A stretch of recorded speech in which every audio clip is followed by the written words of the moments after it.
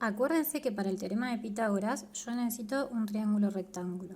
Ubico mi ángulo de 90 que puede estar en cualquier lado, en cualquier dirección, y a partir de ahí identifico cuál es la hipotenusa y cuáles son los catetos. Y ya puedo reemplazar, porque en el teorema de Pitágoras no me interesa cuál es cuál.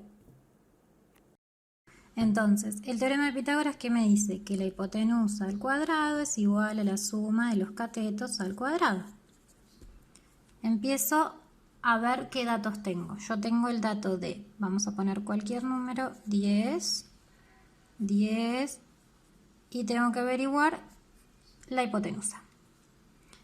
Esta va a ser mi incógnita, que la puedo dejar como h o la puedo escribir como x, y acá yo voy a tener el 10 al cuadrado más el otro cateto que mide lo mismo, también al cuadrado, y empiezo a resolver. Esto lo voy a dejar como está, porque no puedo hacer nada, y esto resuelvo. 10 por 10, 100, 10 por 10, 100, todo esto son metros. Ahora, sumo esto que tengo acá, 200 metros, ¿y cómo despejo a esta incógnita? Esta potencia tiene que pasar para el otro lado con la operación opuesta. ¿Cuál es la opuesta de la potencia?